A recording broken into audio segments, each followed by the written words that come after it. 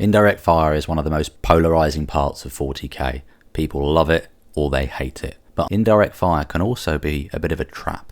Hello and welcome to Incursion Tactics. Today I will be mostly talking about indirect fire. And not just which way you point the business end. We're going to go over the nuances of indirect so that by the end of this video you will know the pitfalls to avoid whether you're using it or facing into it.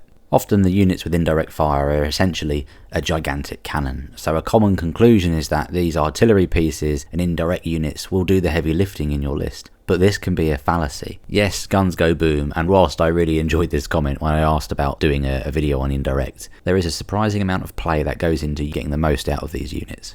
First and foremost, like anything we include in our army, we need to understand why we're including it in our army, what purpose is it serving, what's its role within the game. If you like the models, you've already won. It doesn't matter what the purpose of it is. If you're using a model that you enjoy using, more power to you, and you should be using it because you enjoy it, and I'm not going to say don't take it. If you like the model or you feel it's going to be good in X situation, it's really important to understand these things to get the proper mileage out of the unit on the battlefield.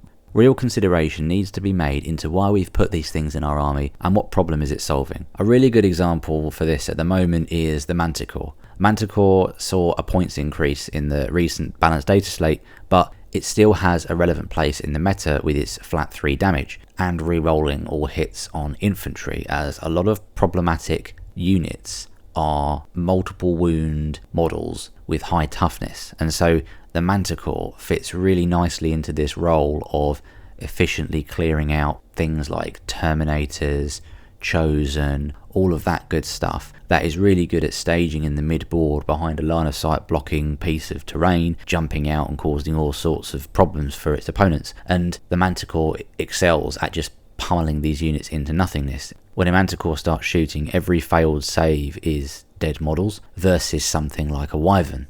Much cheaper, and it's got twin linked, so you might be tempted to think it can make up for the lower strength with the rerolls to wound at a much cheaper price point. But when you compare how efficient the Manticore is with its flat 3 damage into those kind of targets that are quite popular in the metagame at the moment, that's when we start to see a big difference in something like the Wyvern. The Manticore has a really clear, defined purpose, excellent at killing infantry and elite infantry. Even though it's got a really high strength, the temptation to go for vehicles, it doesn't shine nearly so well against vehicles because it's not going to be getting those rerolls to hit, which is one of the things that really helps to push it over the edge. So that's something to think about and a really good use case for, right, what do you actually intend to be killing with this? And again, I can apply this to things like basilisks. I really like basilisks because they have a very good ability to debuff opponents' movement and charge and advance rolls. So it's really good at keeping the enemy at arm's length and also digging out marines behind cover out of line of sight, because again, every failed armor save against marines is really painful with its 2 damage.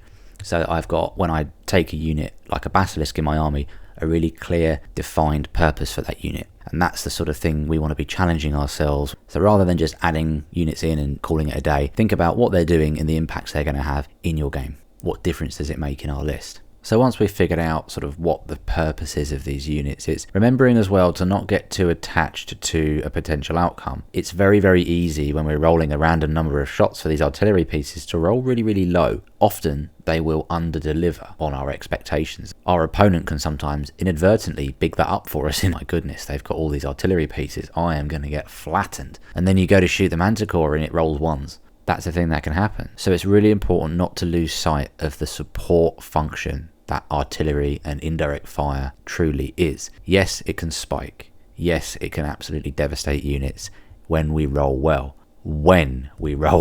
By its nature, it's quite swingy and often not reliable, even sometimes when we do stack buffs. Really important to remember, it is just a support function, and if we skew very heavily into it and take 3 Manticores, 3 Basilisks, 3 field ordnance guns in an Imperial Guard list, or take 3 Night Spinners in an Eldar list, we're putting a lot of points into those units, and that's something we need to factor into what that then actually does to the rest of our list. If we're taking all these guns that we're relying on doing lots and lots of damage, is it actually realistic to expect them to reliably do that damage repeatedly? And are we suffering in not selecting some scoring units? So leaning very heavily into artillery can be a bit of a trap in that way. There's also other weaknesses to consider in terms of mobility. Mentioned our impact to score, and if we've got a car park of big guns at the back of the field, that's a lot of points of our army that are unable to really move out and interact with the game beyond just pummeling things from afar.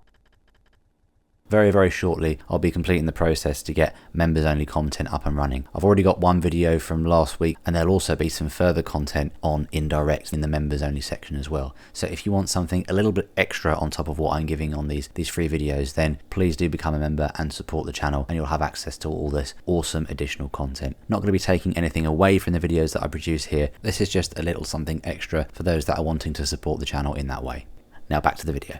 Another big weakness of these sort of more static indirect fire pieces is around mobile anti-tank. So a really good way to try and combat some of this indirect fire is to include a mobile anti-tank unit. So a unit of, off the top of my head, someone let me know in the comments, the Space Marine unit with the melter rifles that you can put into strategic reserve, and then you've got a relatively cheap unit that's suddenly quite mobile and where you might not be able to get angles from your deployment zone on shooting stuff that's hidden away at the back of the board, taking advantage of the indirect fire rule, but you've got this unit of Space Marines that can just sort of wander on and really threaten some high damage with some melter rifles. That's going to be really, really threatening, and a good way to handle dealing with indirect if you can weather a turn or two of that and then bring those on. Tanks in general tend to be really good against indirect fire pieces. Often they will have high enough armor to withstand a barrage from an indirect fire piece and the maneuverability to go around corners and then pick them off. The last couple of games I've played, I've struggled to get stuff out of line of sight for all of the game. If my opponent's looking at firing lines, I've just eyeballed it and not seen that they can get an angle, then they can take advantage of that and shoot, just move down a flank and then get a line on a basilisk and pop it, which is a bit of a pain in the backside. So it's really good to not get too comfortable when using indirect fire and not being afraid to move it. If you can see in a turn or two you're going to be shot at, and moving it to be able to shoot over 2 turns at a slightly worse ballistic skill is better than just leaving it there, having one good turn of shooting and then just getting blown up. Which leads me to my next point around the real power in artillery is the potential threat with good placement behind line of sight blocking, careful consideration of where our opponents could end up to get angles on indirect units themselves, and effective screening to stop people do that as well. It's another thing I've talked about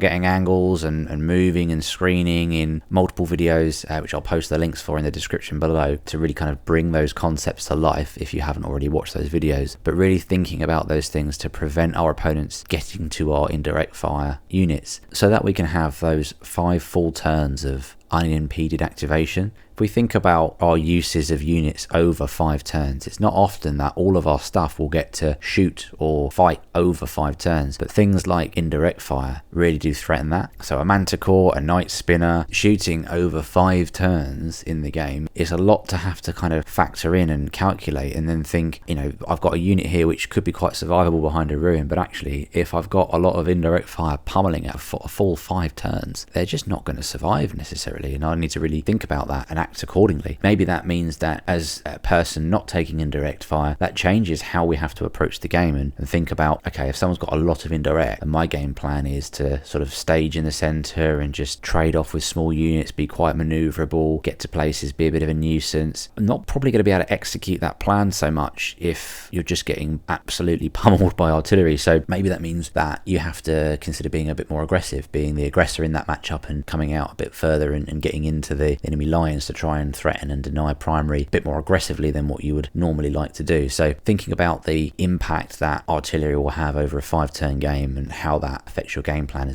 is a really important part of tackling an army with indirect fire and how we ultimately try to go on and win those kind of games.